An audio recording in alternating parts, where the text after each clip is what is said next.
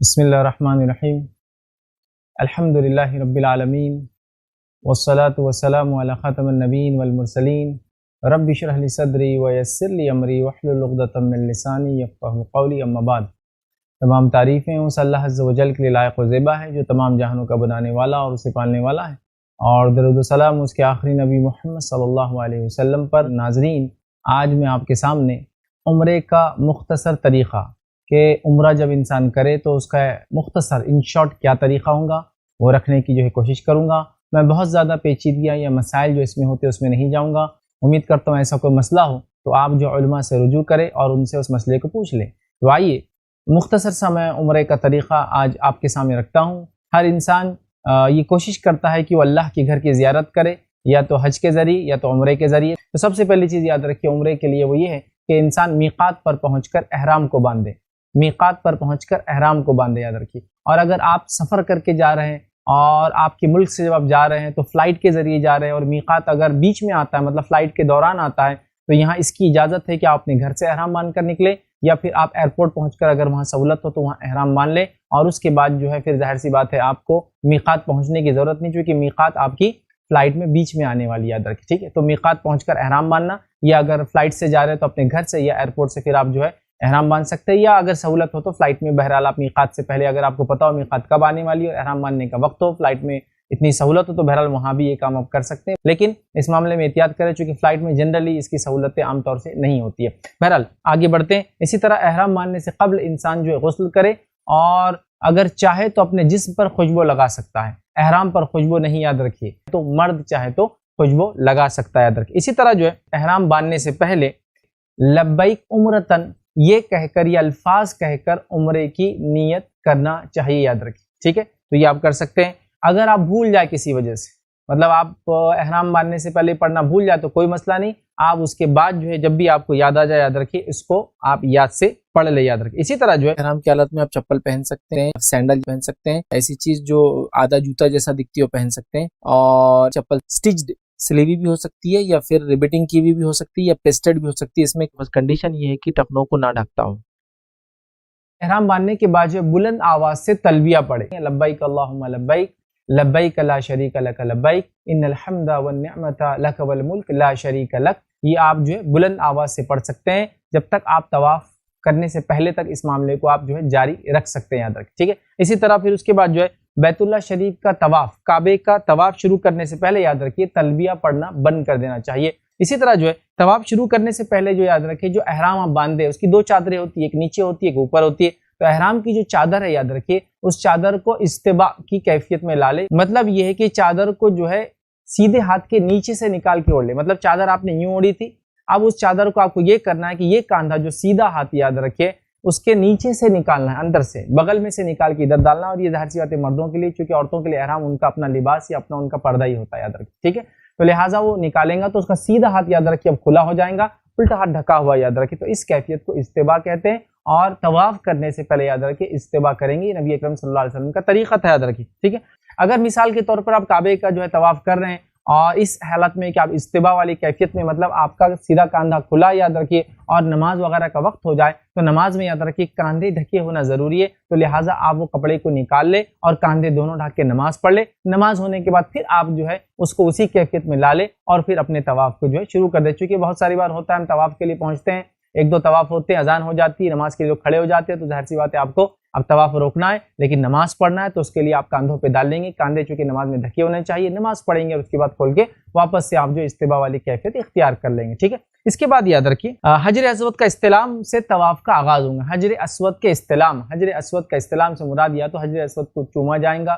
یا تو حجر اسود کو موقع ملے تو بوسہ جس کو کہتے ہیں پیشانی کو اس پہ رکھا جائے، یا اگر وہ بھی نہ ہو تو ہاتھ رکھ کے اس کو چوما جائے، اگر وہ بھی نہ ہو تو بہرحال پھر صرف اشارہ کیا جائے، یاد رکھیے۔ تو اس کے استلام سے آپ طواف کا آغاز کریں گے، اور ایسے طواف کے 7 چکر ہوں گے، اور ہر طواف کا چکر حجر اسود سے شروع ہو کے حجر اسود پر آ کر ختم ہوگا، اس کو ایک کاؤنٹ کیا جائے گا، یاد رکھیے، ٹھیک ہے۔ تو حجر اسود کا استلام کریں گے، اور اگر ایسا نہ ہو سکے اور آپ دور ہے اور ایسا عموماً نہیں ہوتا ہے، رش بہت زیادہ ہوتا ہے، پبلک بہت زیادہ ہوتی ہے، اور ظاہر سی بات ہے اگر آپ وہاں جا کر بوسہ لینا چاہیں گے، سر رکھنا چاہیں گے، چومنا چاہیں گے تو لڑائی جھگڑے ہوتے ہیں، تو ظاہر سی بات ہے مومن کو تکلیف دینا، دھکا بکی کرنا مرد اور عورتوں کا گھسنا اس کے لیے جانا یہ بالکل درست نہیں ہوگا، تو آپ چھوڑ دیں اور استلام دور سے اشارہ کرے، اور اشارے کے لیے سنگ اسود کی طرف آپ دیکھیں، ہاتھ سے اشارہ کرے اور بسم اللہ اللہ اکبر کہے، اور جب آپ ایسا کریں گے تو ہاتھ سے کرے اشارہ، اس کو ہاتھ کو چومنا نہیں، یاد رکھیں چومنا صرف تب ہے جب آپ فزیکلی اس کو یا تو آپ بوسہ لے سکتے ہیں، اس پہ پیشانی رکھ سکتے ہیں یا ہاتھ لگا کے چوم سکتے ہیں، لیکن جب آپ دور سے کر رہے ہیں تو صرف اشارہ کرنا ہے بسم اللہ اللہ اکبر،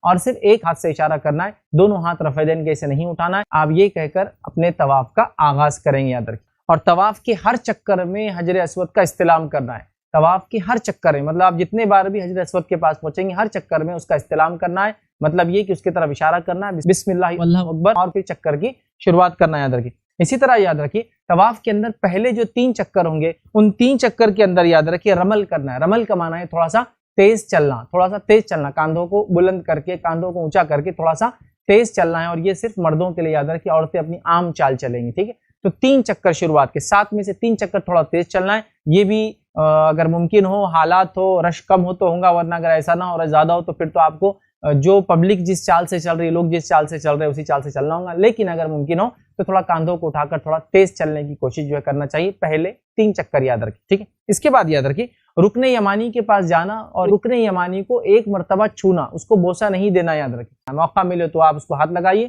موقع نہ ملے تو پھر وہاں سے بغیر اشارہ کیے کہ سیدھے آپ نکل جائیے، پھر آپ کا دوسرا چکر، پھر آپ حجر اسود کے قریب جائیں گے اور وہاں دوسرا چکر چالو ہوگا۔ رکن یمانی سے لے کر حجر اسود کے بیچ میں نبی اکرم صلی اللہ علیہ وسلم ربنا آتینا فی الدنیا حسنۃ وفی الآخرۃ حسنۃ وقنا عذاب النار یہ دعا پڑھتے تھے، اور یہ دعا آپ کو بھی پڑھنا چاہیے، یاد رکھیں۔ اس کے علاوہ طواف کے اندر 7 چکر میں کچھ لوگ خاص مخصوص دعائیں پڑھتے ہیں، ایسا کچھ ثابت نہیں، آپ کو جو دعائیں قرآنی یاد ہو، جو دعائیں نبوی یاد ہو، یا وہ بھی اگر یاد نہ ہو تو اپنی زبان میں آپ دعائیں کر سکتے ہیں، ویسے تو عربی میں کرنا چاہیے افضل ہے، لیکن اگر یاد نہ ہو تو وہ بھی یہ عام اپنی زبان میں بھی آپ دعائیں کر سکتے ہیں، لیکن رکن یمانی سے لے کر حجر اسود کے بیچ میں خاص طور سے ربنا آتینا فی الدنیا حسنۃ وفی الآخرۃ حسنۃ وقنا عذاب النار یہ ثابت ہے، تو یہ پڑھنے کی آپ ضرور جو ہے کوشش کریں۔ اسی طرح یاد رکھیے ایک طواف جس کو ہم کہیں گے ایک مکمل جو ہے طواف کے لیے جو ہے 7 چکر پورے کرنا ہوں گے، مطلب طواف جو ہم بولتے ہیں عمل کعبے کا طواف، اس میں 7 چکر مکمل کرنا ہوں گے آپ کو، تو 7 چکر آپ نے کیے، شروعات ہوں گی سنگ اسود سے اور خاتمہ مطلب سنگ اسود سے سنگ اسود پہ آیا ایک چکر، سنگ اسود سے سنگ اسود پہ آیا 2 چکر، 7 ہوں گے۔ ہر بار سنگ اسود پہ آنے کے بعد آپ کو استلام کرنا، بسم اللہ اللہ اکبر کہنا، اور پھر جو ہے آگے بڑھنا، یاد رکھیے۔ اسی طرح جو ہے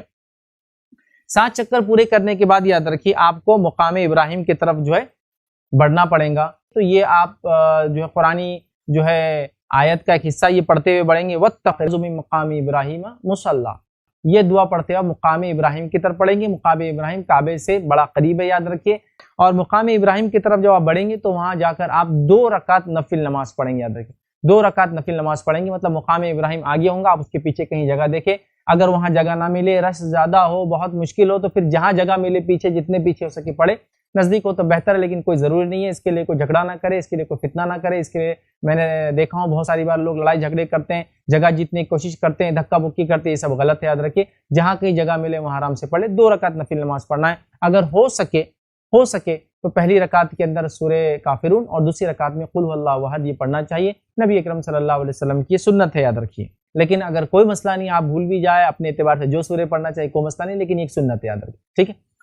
اسی طرح جو نماز کے بعد یاد رکھیے آب زمزم پینا چاہیے، جو کہ نماز جب آپ پڑھ لیں گے مقام ابراہیم کے پاس تو آب زمزم آپ کو ہر جگہ مل جائے گا، آب زمزم پینا چاہیے۔ آب زمزم پینے کے بعد تھوڑا آب زمزم سر پہ ڈالنا بھی چاہیے، اگر بچ جائے تو، یا بچے نہ بھی تو الگ سے لے کے آپ ڈال سکتے ہیں، یہ وہاں جگہ حالات ماحول کے اعتبار سے جیسا میسر ہو ویسا کریں۔ اس کے بعد جب آپ یہ کام کر لیں تو پھر آپ جائیں گے سنگ اسود کا استلام کریں گے، اور سنگ اسود کا استلام کر کے آپ جو ہے صفا پہاڑی کی طرف نکل جائیں گے، اور صفا پہاڑی پر چڑھتے ہوئے، صفا پہاڑی کی طرف چڑھتے ہوئے یہ آیت اب قرآن کی پڑھیں گے جس میں اللہ نے فرمایا، اور آیت اس طرح سے یہ آیت بھی ہے اور اس کے ساتھ ایک دعا بھی یاد رکھیے، اس کو اس طرح سے پڑھیں گے، ان الصفا والمروۃ من شعائر اللہ فمن حج البیت او اعتمر فلا جناح علیہم ان یطوف بہما ومن تطوع خیرا فان اللہ شاکر علیم۔ یہ پڑھتے ہوئے آگے بڑھیں گے اور پھر کہیں گے نبدأ بما بدأ اللہ بہ، جس کا معنی ہوتا ہے وہاں سے ابتدا کرتے ہیں جہاں سے اللہ نے ابتدا کرنے کا حکم دیا، وہاں سے شروع کرتے ہیں جہاں سے اللہ نے صفا مروہ کی صحیح کرنے کا حکم دیا ہے۔ اور یہ کہتے ہوئے یہ قرآنی آیت پڑھتے ہوئے ہم جو آگے بڑھتے ہیں،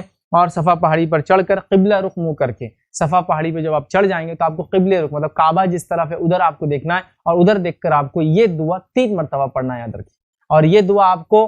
صفا بھی پڑھنا ہے اور مروہ بھی پڑھنا ہے، اور ہر چکر میں ہر بار جب رکیں گے پڑھنا ہے اللہ اکبر لا الہ الا اللہ وحدہ لا شریک لہ لہ الملک ولہ الحمد وہو علی کل شیء قدیر۔ پھر آپ کہیں گے لا الہ الا اللہ وحدہ انجز وعدہ ونصر عبدہ وہزم الاحزاب وحدہ۔ یہ دعا آپ 3 مرتبہ پڑھیں گے، ٹھیک ہے۔ پھر یہ دعا پڑھنے کے بعد آپ آگے نکلیں گے اور مروہ کی طرف جائیں گے۔ تو صحیح کی شروعات صفا سے شروع ہو کے مروہ کی طرف ہوں گی، یاد رکھیے، اور صفا سے مروہ 1 چکر کاؤنٹ ہوگا، مروہ سے صفا 2 چکر، پھر صفا سے مروہ 3 چکر، تو گویا 7 چکر آپ کو لگانا ہے۔ تو شروعات صفا سے ہوں گی اور خاتمہ مروہ پہ ہوں گا۔ کچھ لوگ غلط فہمی کے شکار ہوتے ہیں، وہ جا کر واپس آ کر 1 چکر مانتے ہیں، ایسا نہیں ہے، صرف یہاں سے یہاں جانا، صفا سے مروہ جانا 1 چکر۔ کچھ لوگ صفا سے مروہ پہ مروہ سے صفا کی 1 کاؤنٹ کرتے ہیں، غلط، ویسے 14 چکر ہو جائیں۔ تو صفا سے مروہ 1، مروہ سے پھر صفا 2، صفا سے پھر مروہ 3، اس طرح سے آپ چکر کریں گے، یاد رکھیے۔ ان چکر کے بیچ میں یاد رکھیے یہ دعا تو 3 مرتبہ پڑھنا ہے آپ کو، صفا پہ بھی مروہ پہ بھی، ہر بار جب بھی رکیں گے، لیکن اس کے بیچ میں جب آپ چلیں گے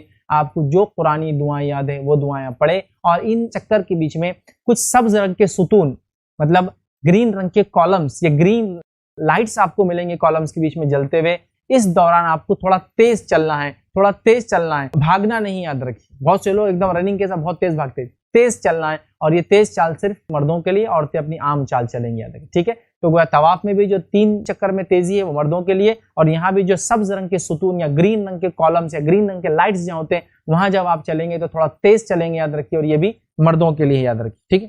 اب صحیح کے دوران بھی یاد رکھیے صفا اور مروہ دونوں پہاڑی پہ وہ دعا 3 بار پڑھنا ہے جو میں رکھ چکا ہوں، لیکن اس کے علاوہ بیچ میں آپ کو جو قرآنی دعائیں یاد ہے آپ وہ کر سکتے ہیں، جو حدیث کی دعائیں یاد رکھتے ہیں، نبوی دعائیں یاد رکھتے ہیں وہ کیجئے، نہ یاد ہو تو پھر اپنے الفاظ میں جو بھی دعائیں کرنا اللہ تعالیٰ سے آپ بہرحال کر سکتے ہیں، یاد رکھیے، ٹھیک ہے۔ اسی طرح جو ہے آپ نے 7 چکر جو ہے مکمل کیے، تو صفا سے آپ شروع کریں گے تو مروہ پہ ہوں گا، یاد رکھیے۔ اب مروہ پہ جب آپ پہنچ جائیں گے تو مروہ پہ آپ کا معاملہ ختم ہوگا، وہاں آپ نے جو دعا تھی آخر 3 بار پڑھ لی، یہ ختم ہوا۔ اب اس کے بعد آپ کو اپنے سر کے بال یا تو صاف کرنا ہے، مطلب ٹخلا بنا لینا ہے، یا تو پورے بال نکالنے ہیں تو گنجا کرا لینا عام زبان میں جو کہتے ہیں، یا پھر اگر ایسا نہ کرنا ہے تو پھر آپ پورے بالوں کو ایک لیول میں کٹوا لیں۔ یہ دونوں میں سے جو بھی آپ کر سکتے ہیں، یہ مردوں کے لیے، یاد رکھیں۔ ایک غلطی جو مرد اس میں کرتے ہیں وہ یہ کہ مرد بہت ساری بال، تھوڑے بال یہاں سے کاٹتے ہیں، تھوڑے بال یہاں سے کاٹتے ہیں، تھوڑے یہاں سے، تھوڑے پیچھے سے، سمجھتے ہو گئے، نہیں۔ اگر آپ کو بال کم کرنا ہے، گنجا نہیں کرانا ہے، سر مڈانا نہیں ہے، صاف نہیں کرنا ہے، تو پھر آپ کو پورے بالوں کو ایک ساتھ چھوٹے کرنا ہوگا۔ وہاں حجام ہوتے ہیں، باربرس ہوتے ہیں، وہاں جائے،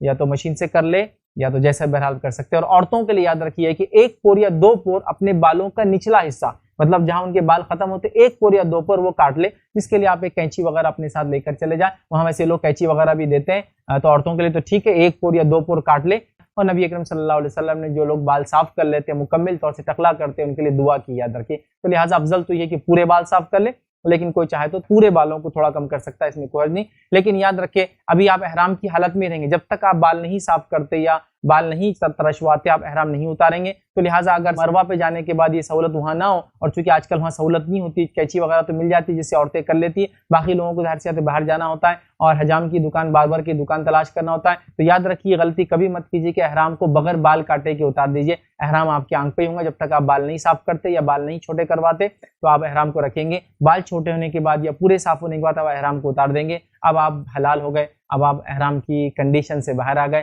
اب آپ جو کرنا چاہیں بہرحال کر سکتے ہیں۔ تو یہ تھا مختصر سا طریقہ کس طرح سے عمرہ کیا جائے۔ اللہ تعالیٰ سے دعا کرتا ہوں کہ اللہ تعالیٰ ہمارے عمرے کو اور ہمارے حج کو جو ہے قبول کرے۔ اللہ تعالیٰ اپنے گھر کا حج اور عمرہ ہمیں نصیب فرمائے۔ اللہ تعالیٰ ہماری عبادتوں کو جو کچھ ہم کرتے ہیں اس کو جو قبول کرے۔ اللہ تعالیٰ ہماری عبادتوں کو ہم کو سنت کے مطابق کرنے کی توفیق عطا فرمائے۔ جب تک ہمیں زندہ رکھے اسلام اور ایمان پر زندہ رکھیں، خاتمہ ایمان پر ہو۔ آخر دعوانا ان الحمد للہ رب العالمین۔ سبحان ربک رب العزت عما یصفون وسلام علی المرسلین والحمد للہ رب العالمین۔